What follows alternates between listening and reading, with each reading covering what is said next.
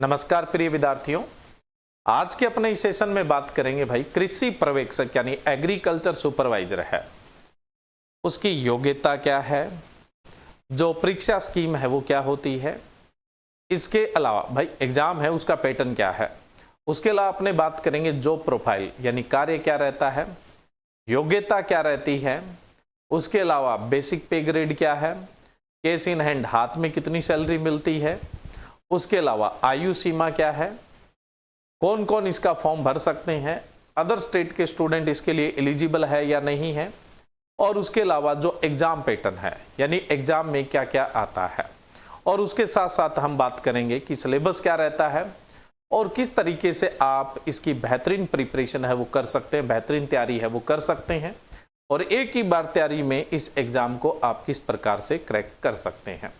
एक एक पॉइंट को लेकर अपने को चलना है, ठीक है। सबसे पहले तो मैं आपको बता दूं कि ये जो भर्ती है ये अधीनस्थ बोर्ड के द्वारा कंडक्ट करवाई जाती है ना, जिसका जो एग्जाम कैलेंडर है कल जारी हुआ था और उसी के अंदर आप लोगों ने देखा कि कृषि पर्यवेक्षक के भी पद है वो आएंगे और इनके लिए भी एग्जाम है वो कंडक्ट होना है। तो वन बाय वन चलते हैं अपने, यानी एक एक पॉइंट को क्लियर करते हुए चलते हैं ताकि आपको इसके बारे में मतलब कंप्लीट जानकारी, संपूर्ण जानकारी है वो मिल जाए। सबसे पहले तो मैं बात करूं पात्रता या योग्यता क्या होती है। सिंपल शब्दों में अगर बात करें तो आपकी 12वीं एग्रीकल्चर से है ना, 12वीं है वो आपकी कृषि विज्ञान विषय से है, कृषि विज्ञान विषय से हैं तो आप इसके लिए एलिजिबल हैं। अब कुछ स्टूडेंट ऐसे होते हैं जो बायो से होते हैं या नॉन मेडिकल से होते हैं और वो बीएससी एग्रीकल्चर या बीएससी हॉर्टिकल्चर कर लेते हैं, बीएससी एग्रीकल्चर या बीएससी हॉर्टिकल्चर है उससे अपनी डिग्री है वो कर लेते हैं, ठीक है। यानी ग्रेजुएशन एग्रीकल्चर से या हॉर्टिकल्चर से कर लेते हैं, लेकिन 11वीं 12वीं में उनके पास क्या होता है, साइंस होती है या मैथ होती है, तो वो स्टूडेंट भी एलिजिबल है। भाई 11वीं 12वीं में आपके पास क्या है, एग्रीकल्चर नहीं था, साइंस या मैथ था, लेकिन आपका ग्रेजुएशन है वो एग्रीकल्चर या हॉर्टिकल्चर से है तो एलिजिबल है। अगर और किसी सब्जेक्ट से तब एलिजिबल नहीं है, लेकिन अगर इन्होंने ग्रेजुएशन किससे कर लिया, एग्रीकल्चर से कर लिया या हॉर्टिकल्चर से कर लिया तो एलिजिबल है। और जिन स्टूडेंट का 12वीं एग्रीकल्चर से है वो तो एलिजिबल है ही, फिर उनके पास चाहे बीएससी एग्रीकल्चर हो या न हो इस बात का कोई फर्क नहीं पड़ता है। तो सबसे पहले हमने पात्रता की, योग्यता की बात की है। अब बात आते हैं कि अन्य राज्य के विद्यार्थी इस एग्जाम के लिए एलिजिबल है या नहीं है। एलिजिबल है, योग्य है, आप फॉर्म भर सकते हैं और कृषि पर्यवेक्षक भी बन सकते हैं। बस आपको जातिगत आरक्षण का फायदा नहीं मिलता है, यानी जो जनरल की सीटें होती है उसी के अंदर आप फाइट कर सकते हैं। यानी जैसे ओबीसी को रिजर्वेशन का फायदा मिलता है, एससी को मिलता है, एसटी को मिलता है ना, तो उस तरह का आपको किसी प्रकार का बेनिफिट नहीं मिलेगा, यानी किसी प्रकार की आरक्षित पदों पर आप नहीं जा सकते। सामान्य वर्ग के जो पद है उनके अंदर आप फाइट कर सकते हैं, चाहे आप किसी भी कास्ट से हैं। तो अदर स्टेट है वो इसके लिए एलिजिबल है। चलिए उसके बाद हम बात करते हैं आयु सीमा क्या है। अब नॉर्मल जनरल के लिए बात करें, सामान्य वर्ग के लिए देखो न्यूनतम आयु तो सभी वर्गों के लिए समान ही होती है। न्यूनतम आयु है वो 18 वर्ष। भाई आप 18 वर्ष के होने चाहिए, और कब 18 वर्ष के होने चाहिए, जब नोटिफिकेशन आता है तो उसमें एक डेट दी जाती है। अब नोटिफिकेशन 2025 में आएगा और 25 में क्या है, ऑलमोस्ट ये मान के चलिए फॉर्म भरने का जो लास्ट दिन होगा वहां तक आपकी न्यूनतम आयु है वो 18 वर्ष होनी चाहिए। न्यूनतम आयु में किसी प्रकार की कोई छूट नहीं होती, किसी प्रकार की कोई छूट नहीं होती है। अधिकतम आयु सामान्यतः 40 वर्ष होती है, लेकिन जो ओबीसी के सदस्य होते हैं उनको 5 वर्ष की अतिरिक्त छूट होती है ना। उसके अलावा एससी एसटी को 10 वर्ष की छूट होती है। ओबीसी को 5 वर्ष की छूट होती है और एससी और एसटी को 10 वर्ष की अधिकतम आयु में ये छूट होती है। भाई जनरल वाले 40 साल से ऊपर है वो इसके लिए एलिजिबल नहीं है। ओबीसी वालों के लिए 5 साल की छूट है, एससी एसटी के लिए 10 साल की छूट है। इसके अलावा जो जनरल की महिला वर्ग है, यानी जो सामान्य की महिला वर्ग है, उनको भी 5 साल की छूट है। यानी सामान्य वर्ग की जो महिला अभ्यर्थी है उनको 5 वर्ष की छूट होती है। ठीक है, इस चीज का आपको ध्यान रखना है। ठीक है, उसके अलावा जो फिजिकली चैलेंज होते हैं उनको भी 10 वर्ष की छूट होती है। फिजिकली जो चैलेंज होते हैं, यानी कहने का मतलब जैसे जो अपाइज है, विकलांग है, उनको 10 वर्ष की छूट होती है। चलिए, उसके बाद अपने बात करें परीक्षा की योजना क्या रहती है। परीक्षा की योजना, भाई परीक्षा में आता क्या क्या है। मोटे मोटे तौर पे देखें तो 3 सब्जेक्ट आते हैं, हिंदी, जीके और एग्रीकल्चर। अब देखो टोटल आपके क्वेश्चन आने होते हैं 100। इन 100 पर्सन में से हिंदी के पर्सन आते हैं आपके 15, जीके के पर्सन आते हैं 25। हिंदी और जीके मिला के है जी 40 नंबर का। हिंदी और जीके दोनों मिला के 40 नंबर का, यानी सॉरी 40 नंबर का नहीं, 40 क्वेश्चन का है, क्यों नंबर ऑफ क्वेश्चंस की बात कर रहे हैं। तो हिंदी के 15 क्वेश्चन और जीके के 25 क्वेश्चन, टोटल 40 क्वेश्चन। 100 में से 40 क्वेश्चन है वो आपके हिंदी और जीके के। अब पीछे जो 60 क्वेश्चन बच गए ना, वो एग्रीकल्चर के हैं। कितने क्वेश्चन? 60 क्वेश्चन। एग्रीकल्चर को 3 भागों में बांट दिया, कृषि विज्ञान को। सस्य विज्ञान के 20 क्वेश्चन, उद्यान विज्ञान के 20 क्वेश्चन और पशुपालन के भी 20 क्वेश्चन। तीनों के मिला के टोटल कितने क्वेश्चन आएंगे? 60 क्वेश्चन आएंगे। तो 60 ये और 40 वो, टोटल कितने क्वेश्चन हो गए? 100। इन क्वेश्चन का जो लेवल रहेगा वो आपका 12th बेस रहेगा। जो क्वेश्चन का लेवल रहेगा, स्तर रहेगा, वो 12th बेस रहेगा, यानी 12वीं के स्तर का है वो लेवल रहेगा। बोला जाता है कि लेवल है वो 12वीं के स्तर का रहेगा। पिछला आप एग्जाम देखो तो अगर लेवल देखें तो थोड़ा हाई था, यानी आपको एज ए कॉम्पिटिटिव एग्जाम तो तैयारी करनी पड़ती है, यानी प्रतिस्पर्धा के आधार पर तैयारी तो करनी पड़ती है। आप सोचते हो कि 11th-12th की बुक पढ़ के हम पूर्णतः सिलेक्शन करवाएं, थोड़ा मुश्किल हो जाता है। मैं ये नहीं कहूंगा कि सिलेक्शन नहीं होता है, थोड़ा आपको अतिरिक्त ज्ञान की आवश्यकता होती है, इस बात में कोई दो राय नहीं है, कोई डाउट नहीं है। अब आपके 100 क्वेश्चन है, प्रत्येक क्वेश्चन 3 नंबर का है। क्वेश्चन के जो अंक होते हैं वो समान है, चाहे वो हिंदी है, चाहे जीके है, चाहे वो एग्रीकल्चर का पार्ट है। प्रत्येक क्वेश्चन 3 नंबर का होगा। तो हिंदी के 15 क्वेश्चन थे तो हिंदी 45 नंबर की होगी। जीके के 25 क्वेश्चन थे तो वो 75 नंबर का होगा। सस्य विज्ञान 20 क्वेश्चन थे तो 60 नंबर का। उद्यान विज्ञान 20 क्वेश्चन तो 60 नंबर का। और जो पशुपालन है वो 20 क्वेश्चन तो 60 नंबर का। टोटल आपका जो एग्जाम होना है वो 300 अंक का होना है। टोटल जो एग्जाम होना है वो 300 अंक का होना होता है। ठीक है, अब देखो भाई, ये एग्जाम है, ये कंप्यूटर बेस्ड होता है या पेपर बेस्ड होता है? ऑफलाइन पेपर बेस्ड होता है ना। वैकल्पिक प्रकार के क्वेश्चन होते हैं, यानी ऑब्जेक्टिव क्वेश्चन होते हैं। Question 4 option. पेपर दोनों ही भाषाओं में आता है। एक तरफ क्वेश्चन आपको इंग्लिश में मिलेंगे, एक तरफ हिंदी में मिलेंगे। पेपर दोनों ही भाषाओं में आएगा और ऑफलाइन मोड में होगा। ये तो अभी क्लियर हो गया है। सिलेबस चलो, पैटर्न चलो, नोटिफिकेशन आता है तब क्लियर होगा, लेकिन यही चलता है, पैटर्न और सिलेबस यही चलता है। भाई हो सकता है कल को बदलाव हो जाए, भाई मैं ये बोल दूं कि पक्का नहीं होगा तो ये गलत हो जाएगा, क्योंकि ये ऑफिशियल बात नहीं हुई ना। लेकिन पैटर्न ऑलमोस्ट यही होता है, अभी तक ये पैटर्न चलता आ रहा था। द्विभाषीय होता है, इंग्लिश में भी होता है और हिंदी के अंदर भी आपका एग्जाम आता है। आप किसी भी मीडियम से, कोई प्रॉब्लम नहीं है। आपको अंक बता दिए, 300 होते हैं, प्रश्नों की संख्या 100 होती है और पेपर की जो अवधि होती है वो 2 घंटे की होती है। प्रत्येक क्वेश्चन 3 अंक का होता है। अगर आप गलत करते हो तो 1/3 की माइनस मार्किंग होती है, यानी एक क्वेश्चन सही करते हो तो आपको 3 नंबर मिलेंगे। एक क्वेश्चन गलत करते हो तो आपका 1 नंबर है वो कटेगा, है ना। तो इसको 1/3 की मार्किंग बोलते हैं। तो 1/3 की यहां पर मार्किंग होती है। चलिए, अब नेक्स्ट अपने बात करें कि जो पेपर है वो सीईटी के अंडर में है या नहीं है। सीईटी की कोई आवश्यकता नहीं है ना। कृषि पर्यवेक्षक के लिए सीईटी की कोई आवश्यकता नहीं है, नॉन सीईटी एग्जाम है भाई। ये भर्ती के लिए नोटिफिकेशन कब आएगा? 2025 में। परीक्षा कब होगी? 25 जनवरी 2026 को होगी, यानी लगभग ये मान के चलिए 1 साल और 4 महीने का समय है। लेकिन जो एग्जाम डेट दे दी, आजकल अधीनस्थ बोर्ड जो एग्जाम डेट दे रहा है उसी को एग्जाम कंडक्ट करवा रहा है। अब आप सोचेंगे यार लगभग 16 महीने का समय पड़ा है। अरे कोई दिक्कत नहीं है, 16 महीने का समय पड़ा है तो अभी आपने देखा पिछली 2 भर्तियां हुई, एग्जाम डेट दे दी लगभग 6 से 7 महीने की। जब उस एग्जाम डेट के पास पहुंचने लगे तो 3 महीने आगे हो गया। फिर उस एग्जाम डेट के आगे पास पहुंचने लगे तो फिर 4 महीने आगे हो गया, तो वो 1.5 साल 2 साल खींच जाता है।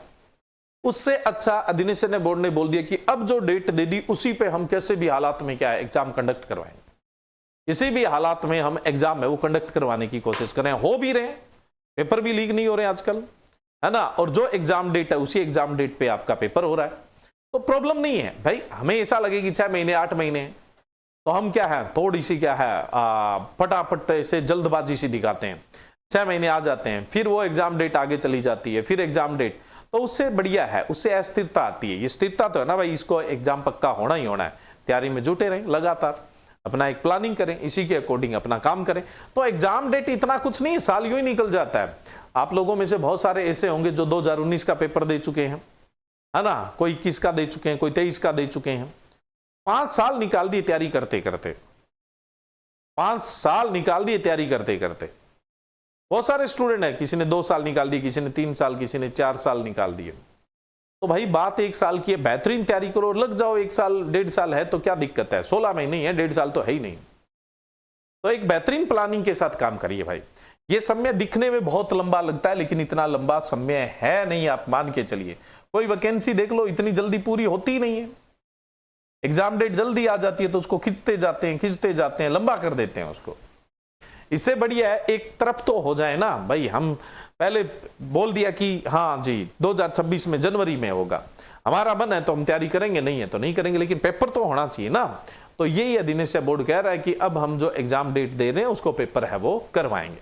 चलो ये तो बढ़िया बात है, एग्जाम डेट चलो लेट दे दी है लेकिन इसको हो जाए और वैकेंसी संपूर्ण हो जाए तो सबसे बढ़िया बात है। अब बात आती है कि कृषि पर्यवेक्षक का कार्य क्या होता है। देखो, एक्सटेंशन वर्क, प्रसार कार्य, प्रसार जो कार्य होता है भारत सरकार की तरफ से राजस्थान सरकार की तरफ, हालांकि ये तो स्टेट गवर्नमेंट की पोस्ट है, आपको ही पता है, मैं प्रसार कार्य की बात कर रहा हूं, है ना। तो अब प्रसार कार्य हम चलो राज्य स्तर की बात कर लेते हैं, इस बात को उलझाते नहीं। तो राज्य स्तर की तरफ से कृषि प्रसार का जो कार्य किया जा रहा है उसमें किसानों के साथ जुड़ने वाली सबसे पहली कड़ी कृषि पर्यवेक्षक होते हैं। सबसे पहली कड़ी कौन होते हैं? कृषि पर्यवेक्षक। कृषि पर्यवेक्षक जाके किसानों को समझाते हैं अच्छी गुणवत्ता का बीज रखो भाई, है ना, सरकार की तरफ से जो बीज आता है उसका वितरण करते हैं, है ना भाई। जैसे सीड आ गया, भी बढ़िया क्वालिटी का सीड लगाओ, कुछ सरकार दे रही है तो बीज का वितरण कर रही है। सरकार नहीं दे रही है तो अच्छे बीज के बारे में जानकारी, अच्छी तकनीकों के बारे में जानकारी, है ना। तो प्रसार की जो सबसे पहली कड़ी होते हैं वो कृषि पर्यवेक्षक ही होते हैं। अब जैसे कृषि रसायनों के बारे में जानकारी है, उर्वरक है, पीड़कनाशी है ना, उनके बारे में, बीज दर के बारे में जानकारी, फसल कटाई की सही विधि क्या है, जैविक खेती की जानकारी, मृदा स्वास्थ्य कार्ड की अनुशंसा, कृषि विधियों से संबंधित जो भी जागरूकता है ना, कृषि उत्पादकता को बढ़ाने के लिए जो जागरूकता है, टिकाऊ खेती करने के लिए जो जागरूकता है ना, और इंटीग्रेटेड फार्मिंग, एकीकृत खेती करने के लिए जो जागरूकता है, तो ये किसानों को दी जाती है। और जो किसी भी योजना के लाभार्थी किसान होते हैं उनका सत्यापन करते हैं, भाई इनको लाभ मिला है या नहीं मिला है, मिलना चाहिए, है ना भाई, कैसे मिलेगा, ये सब क्या है सत्यापन का जो काम है वो किसका रहता है? कृषि पर्यवेक्षक का रहता है। मोटा मोटा ये मान के चलो कि कृषि पर्यवेक्षक का फील्ड का काम होता है, कोई बहुत हेक्टिक काम नहीं होता है ना, बहुत ही साधारण काम होता है ना, कोई सर दर्द वाला बहुत वर्कलोड नहीं होता है, फील्ड का काम होता है, किसानों से जुड़ के रहना होता है, किसानों से मिलना होता है, किसानों को बेहतरीन जानकारी देनी होती है। कुछ जो अपना एग्रीकल्चर डिपार्टमेंट है उसके लिए आंकड़े जो इकट्ठे करना, आंकड़े एकत्रित करना वगैरह है, कुछ जैसे क्रॉप सैंपल वगैरह लेना, फसल के सैंपल वगैरह लेना, ये सब कृषि पर्यवेक्षक का काम होता है। कुल मिला के जी फील्ड का जो काम होता है वो किसका काम होता है? कृषि पर्यवेक्षक का काम होता है। मोटी मोटी ये बात है। वेतन की बात करें, पहले तो मैं बात करता हूं देसी भाषा में। पे ग्रेड तो होता है जी 2400 रुपए। पे ग्रेड की अगर बात करें तो 2400 पे ग्रेड होता है। पे ग्रेड की बात करें तो 2400 पे ग्रेड होता है, ठीक है। अब देखो मैं सीधी सी बात करूं जो आपके समझ में आए, शुरू के 2 साल में आपको हाथ में पैसे मिलते हैं 14,600 रुपए, और 2 वर्ष के बाद अपनी बात करें तो 2 वर्ष के बाद लगभग 29,000 से 30,000 रुपए मिलते हैं। 29,000 से 30,000 रुपए आपको केस इन हैंड मिलते हैं। बिल्कुल देसी भाषा में बात की जाए, कट कटा के जो आपके हाथ में पैसे आते हैं वो ये आते हैं। अब मैं बात करूं आपका बेसिक पे जो होता है ना, मूल वेतन, वो होता है 24,400। डीए जो मिलता है वो 9500 रुपए मिलता है। एचआरए मकान का किराया वगैरह मिलता है वो 1950 रुपए मिलता है। अब इसमें से कुछ कट जाता है, इसमें से कुछ है वो पैसे की कटौती होती है तो आपका ही वो, कल को आपको ही मिलना है। आरजीएचएस 700 रुपए कटता है, जीपीएस 700 से 1400 रुपए कटता है। ऐसा ही आपकी मर्जी है, जितना मर्जी कटवा लो। ये कट कटा के आपके हाथ में 29,000 से 30,000 रुपए आते हैं महीने के। ये प्रारंभिक वेतन है 2 साल के बाद। अब बात आती है कि वेतन बढ़ता है या नहीं बढ़ता। भाई वेतन तो बढ़ता ही है, 5 साल बाद, 9 साल बाद, 18 साल बाद और 27 साल बाद आपका इंक्रीमेंट है वो लगता है। प्रमोशन की बात करें, पदोन्नति की बात करें तो भाई बहुत स्लो प्रमोशन होता है इसमें, बहुत स्लो प्रमोशन होता है ना। बहुत लंबा समय निकलने के बाद आप सहायक कृषि अधिकारी बन सकते हैं। और आजकल तो ये आ गया कि जो बीएससी एग्रीकल्चर जिसने की हुई है उसको ही क्या है, सहायक कृषि अधिकारी बनाया जाएगा। लेकिन अभी इसमें मैं सत्यता की ज्यादा बात नहीं करूंगा, बस इतना है कि पदोन्नति होगी तो वो सहायक कृषि अधिकारी के रूप में होगी और वो भी बहुत लंबे समय बाद होती है। इंक्रीमेंट आपका लग जाता है 5वें साल, 9वें साल, 18वें साल, 27वें साल, ये तो आपके इंक्रीमेंट तो लग जाते हैं। अगर कल को क्या है भाई, जो प्रत्येक जो पे ग्रेड है उसके अंदर इजाफा होता है तो आपका भी इजाफा होगा। वो तो सरकार के जितने भी कर्मचारी है उन सभी में इजाफा होता ही है। भाई जो आपका बेसिक पे है वो अगर बढ़ा दिया जाए, सेमी लेवल की वैकेंसी, सेमी पे ग्रेड पे आपका जो बेसिक पे ग्रेड है वो बढ़ा दिया जाए तो सबका फायदा मिलेगा ही, वो तो सबको ही मिलता है, वो मैं बात नहीं कर रहा। भाई जो आपका पे ग्रेड डिसाइड है उसमें जो इंक्रीमेंट होगा वो 5वें साल, 9वें साल, 18वें साल और 27वें साल के अंदर होता है। और प्रमोशन हुआ तो आप सहायक कृषि अधिकारी बनेंगे। हालांकि नो डाउट जो बीएससी एग्रीकल्चर वाले हैं वो तो प्रयासरत रहते हैं कि भाई वो डब्ल्यू का एग्जाम दें। एमएससी वाले हैं वो प्रयासरत रहते हैं कि एओ को क्वालिफाई करें, तो वो तो अपने एग्जाम के थ्रू ही क्या है, खुद के स्तर पर ही प्रमोट होते हैं। लेकिन जो 12वीं एग्रीकल्चर करके बैठा है और उसके बाद उसकी पढ़ाई से क्या है पूरी तरह से मन उठ चुका है, बस वो एक आधा कंपटीशन देके नौकरी लगना चाहता है और सोच रहा है कि शादी वादी हो जाए और बढ़िया मैं बस अपने परिवार में सेट हो जाऊं, तो उसके लिए तो बहुत बढ़िया चीज है तो सबके लिए बढ़िया। बेरोजगारी के माहौल में ऐसी कोई बात नहीं है, लेकिन मैं बता रहा हूं उसके लिए तो भाई सोना है। लेकिन बात यह है कि जो बीएससी एमएससी करके बैठे हैं वो इस जॉब में लग जाते हैं तो कॉन्फिडेंस आता है, लेकिन यहां तक रुकना जायज नहीं है। भाई आपने ग्रेजुएशन किया है, पोस्ट ग्रेजुएशन किया है तो आपको लगातार प्रयासरत है वो रहना चाहिए। ठीक है, एक बार आपको सरकारी नौकरी चाहिए थी, वो मिल जाती है, कॉन्फिडेंस क्रिएट हो जाता है, तो इसमें वर्कलोड इतना नहीं होता है। बचे हुए समय में आप ईमानदारी से भी नौकरी करके बचे हुए समय में बहुत बेहतरीन तैयारी है वो कर सकते हैं और करते हैं, बच्चे प्रमोट होते हैं, इस बात में कोई डाउट नहीं है। अब थोड़ी सी अपने संस्था की बात कर लेते हैं, फिर हम बात करेंगे सिलेबस की। भाई क्या क्या सिलेबस रहता है, फिर अपने सिलेबस का डिस्कस करेंगे। ठीक है, तो चलिए राजस्थान कृषि पर्यवेक्षक के लिए ऑनलाइन एग्रीकल्चर्स नए बैच प्रारंभ करने जा रहा है और इस बार के बैच सबसे अलग और सबसे कमाल के और गारंटी शुदा वाले बैच है। क्या खास बात है इन बैचेज की आपको मैं बताता हूं, है ना। देखिए भाई, सिलेबस के अनुसार, यानी मैं बात कर रहा हूं यहां पे हिंदी की, जीके की और एग्रीकल्चर की, तीनों ही सब्जेक्ट का जो सिलेबस है उसकी आपको लाइव क्लासेस मिलेगी। प्रत्येक टॉपिक होने के बाद उस टॉपिक की एमसीक्यू प्रैक्टिस करवाई जाएगी। जितने पॉसिबल क्वेश्चन है सारे करवाए जाएंगे, कोई ना छूटे। अब तक जितनी भी यूनिवर्सिटी की तरफ से और अधीनस्थ बोर्ड की तरफ से आपके जितने भी सुपरवाइजर के पेपर हुए हैं वहां से उस टॉपिक के क्वेश्चन निकाले जाएंगे और बताया जाएगा भाई इस पेपर में ये क्वेश्चन आया, इसमें ये आया, ताकि आपको उस चीज का पता लगे भाई वास्तव में क्या कहां से क्वेश्चन है वो आपका बनता है। हर एक टॉपिक के बाद एमसीक्यू प्रैक्टिस होगी, चाहे वो हिंदी है, चाहे वो जीके है, चाहे वो एग्रीकल्चर है। उसकी लाइव क्लासेज होगी लाइव के बाद वो आपके पास रिकॉर्डेड फॉर्म में रहेगी। कब तक रिकॉर्डेड फॉर्म में रहेगी? 26 जनवरी 2026 तक, क्योंकि 25 जनवरी को आपका पेपर होना है। 25 जनवरी को आप पेपर होने के बाद आप पेपर मिला के देखेंगे कि इसमें से कितने क्वेश्चन आए हैं, है ना। 26 जनवरी को रात को 12 बजे आपका जो सब्सक्रिप्शन है वो हट जाएगा।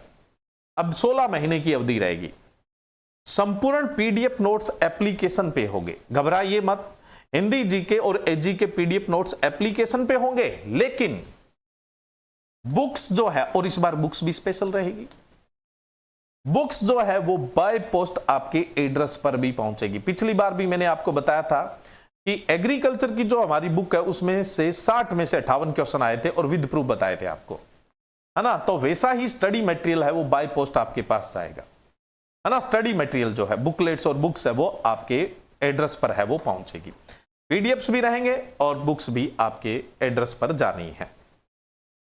100+20 से अनुसार टेस्ट होंगे, टॉपिक वाइज टेस्ट होंगे भाई, 100+ टेस्ट होंगे।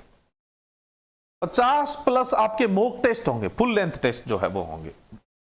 स्पेशल डाउट सेशंस है वो आपको दिए जाएंगे। और सिलेबस पूरा होने के बाद आपको टिल एग्जाम तक एमसीक्यू प्रैक्टिस टॉपिक वाइज करवाई जाएगी, सिलेबस पूरा होने के बाद।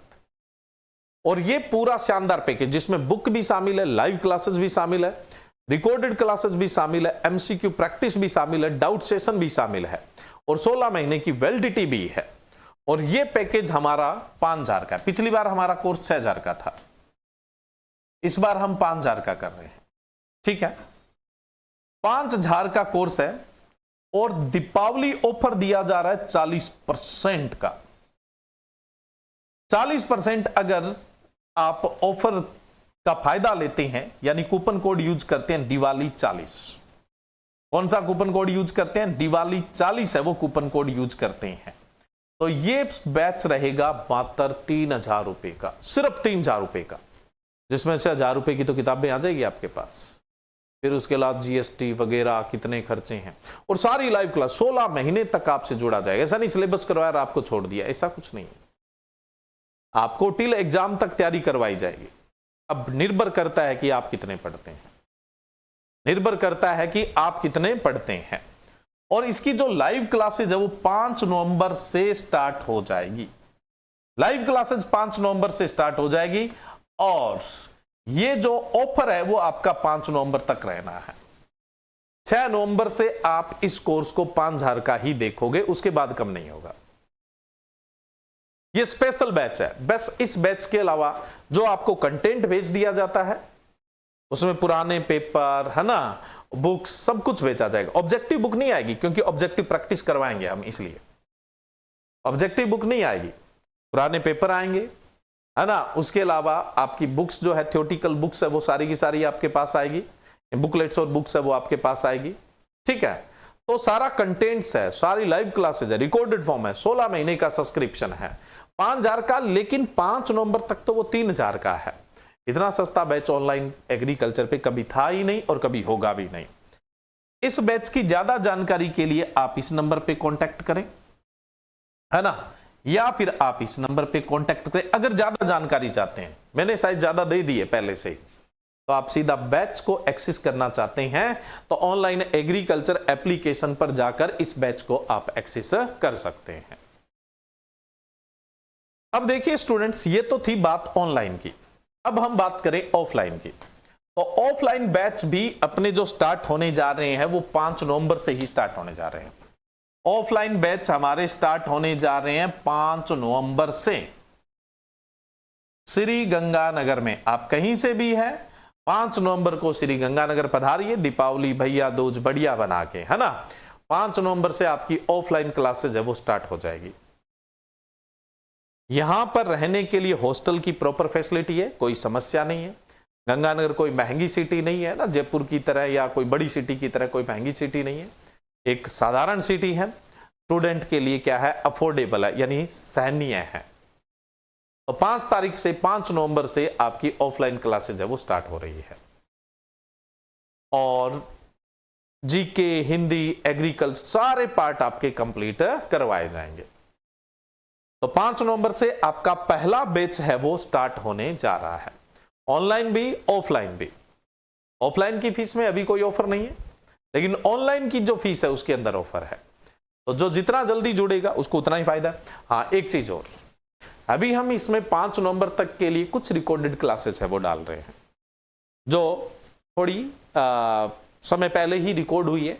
वो सिर्फ इसलिए ताकि आप 5 नवंबर तक कुछ पढ़ना चाहते हैं तो पढ़ सकते हैं, 5 नवंबर तक पढ़ना चाहते हैं तो पढ़ सकते हैं। और इस बैच के लिए हम सीमित सीटें रखेंगे, है ना, कि हर एक स्टूडेंट को हम कंफर्टेबली टच कर पाए, इतनी ही सीटें रखें। तो पहले आओ पहले पाओ वाला यहां पर ऑफर है वो आपको मिलेगा। चलिए नेक्स्ट अपने बात करें पाठ्यक्रम। मैंने कहा था कि 3 सब्जेक्ट आपके रहेंगे, एक हिंदी रहेगा, एक जीके रहेगा और एक एग्रीकल्चर रहेगा। एक बार के लिए मैं आपको यहां पे झलक दिखा रहा हूं कि ये हिंदी का है, ये जीके का है और ये एग्रीकल्चर का पार्ट है। उसके बाद कंप्लीट से जो डिस्कशन करेंगे वो हम नेक्स्ट सेशन के अंदर है वो करेंगे। भाई कंप्लीट सिलेबस आराम से डिस्कशन, हिंदी वाले सर हिंदी का डिस्कस करेंगे, जीके वाले जीके का डिस्कस करेंगे और भाई एग्रीकल्चर का मैं ही डिस्कस करूंगा। वो बेहतरीन हिंदी वाले ज्यादा हिंदी का बेहतरीन बताएंगे, भाई इतना सा आपको पढ़ना है। जीके वाले जीके के बारे में बेहतरीन बताएंगे, इतना सा पढ़ना है। और एग्रीकल्चर का मैं आपको अच्छे से बता दूंगा। तो हिंदी के अंदर देखो आप ये सिलेबस स्क्रीनशॉट ले सकते हैं, थोड़ा विचार कर सकते हैं, ताकि अब नेक्स्ट सेशन में आपको पूरा सिलेबस बताया जाए तो आप उसे अच्छी तरह से देख सकें। हिंदी के 15 क्वेश्चन आएंगे और 45 नंबर के आएंगे। मोटा मोटा मैं बात करूं, उपसर्ग प्रत्यय है ना, और समासिक पद वगैरह, शब्द युग्म है, पर्यायवाची शब्द है, शब्द शुद्धि है, वाक्य शुद्धि है, वाक्यांश के लिए एक उपयुक्त शब्द है, परिभाषिक शब्दावली है, मुहावरे हैं, लोककत्तियां हैं। तो ये सब चीजें क्या है आपके हिंदी में रहेगी मोटा मोटा अगर अपने बात करें तो। अब हम बात करें जीके में। देखो जीके में क्या क्या रहेगा। राजस्थान का कल्चर, सबसे बड़ा पार्ट तो आपका कल्चर का है ना।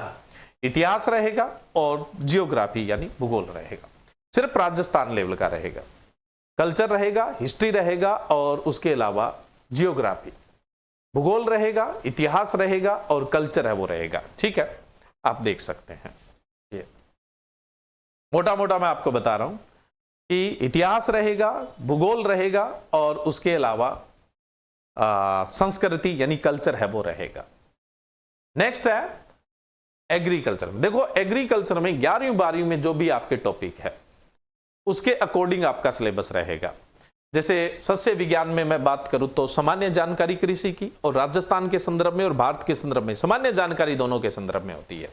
कृषि के आंकड़े होते हैं, उसके अलावा राजस्थान की जो मृदाएं हैं उनका प्रकार, मृदाओं की सामान्य जानकारी, भौतिक गुण, जैविक गुण और पादप पोषक तत्व, उसके अलावा मृदा प्रच्छेदिका के गुण, उसके अलावा पादप पोषक तत्व के कार्य, कमी के लक्षण, विषाक्तता, उर्वरक और मैन्योर यानी खादें, और उसके अलावा बायो फर्टिलाइजर जैव उर्वरक है ना, उर्वरक देने की विधियां, ये सब। उसके अलावा जैसे सिंचाई का टॉपिक रहेगा, जल मांग, सिंचाई, जल निकास। उसके अलावा मैं बात करूं तो सिंचाई राजस्थान के संदर्भ में जो पारंपरिक सिंचाई है वहां से भी कई बार है वो क्वेश्चन आपका पूछ लिया जाता है। उसके अलावा मैं बात करूं तो बीज वाला टॉपिक आपका पूरा रहेगा, बीज के प्रकार है ना, बीज तैयार करना। उसके अलावा बीज के जो स्टैंडर्ड है, मानक है वो। उसके अलावा वीड टॉपिक है, खरपतवार है, खरपतवारों का वर्गीकरण है, खरपतवार नाशियों का वर्गीकरण है, खरपतवारों का प्रबंधन है। ठीक है, और खरपतवार वाले टॉपिक से और पादप पोषक तत्व वाले टॉपिक से कुछ 1-2 कैलकुलेशन भी। उसके अलावा मैं बात करूं तो जो अपनी फसलें अनाज वाली, दलहनी, तिलहनी, रेसे वाली फसलें, चारे वाली फसलें, मसाले वाली फसलें, उसके अलावा नकदी फसलें हैं, उसके अलावा हरी खाद वाली फसलें हैं, उसके अलावा ड्राई फार्मिंग है, ड्राई लैंड फार्मिंग है, शुष्क खेती है, शुष्क भूमि खेती है, फसल प्रणाली है, फसल पद्धति है। ये आपके टॉपिक है वो सस्य विज्ञान में रहेंगे।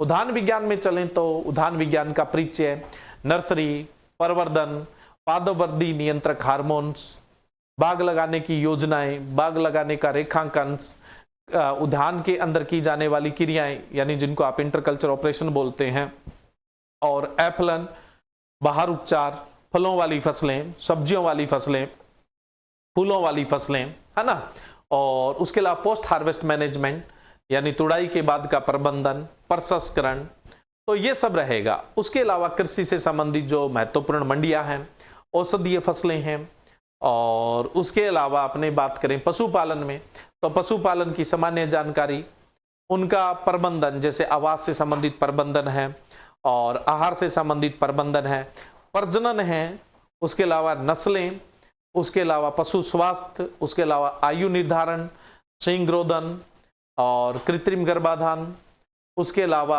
अपने बात करें तो पशुओं के जो रोग हैं उनकी औषधियां हैं, उनका उपचार है, तथा पशुओं के जो उत्पाद है, स्पेशली डेयरी उत्पाद जो है उनकी गुणवत्ता है, उनकी गुणवत्ता निर्धारण है, और जो डेयरी के बर्तन है उनकी साफ सफाई वगैरह है।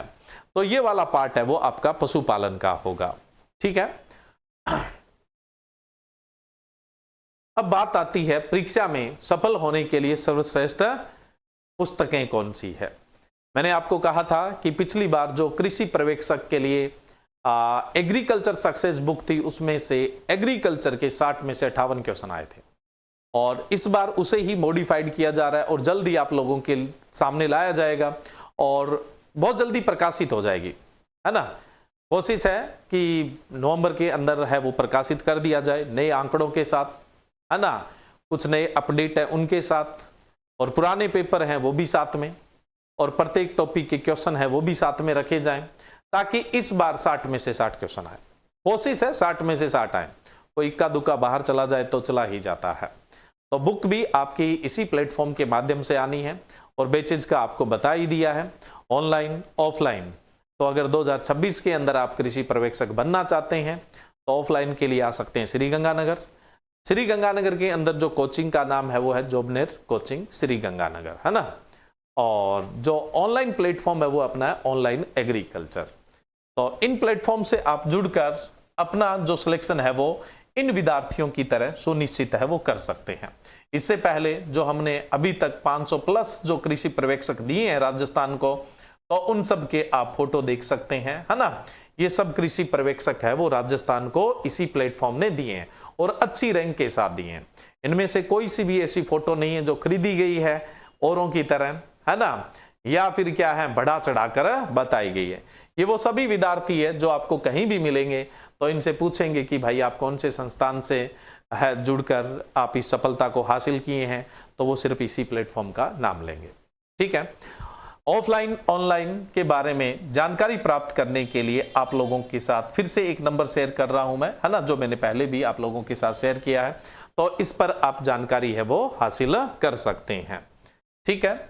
इसके अलावा कृषि पर्यवेक्षक से जुड़ी हुई और कृषि से जुड़ी हुई अन्य जानकारियों से अपडेट रहने के लिए और फ्री क्विज के लिए आप ज्वाइन करें online agriculture app Telegram group. इसमें आपको डेली क्विजेज मिलती है हिंदी माध्यम में, इंग्लिश माध्यम में और बाइलिंगुअल, जैसे आपको चुननी है वैसा आप चुन सकते हो।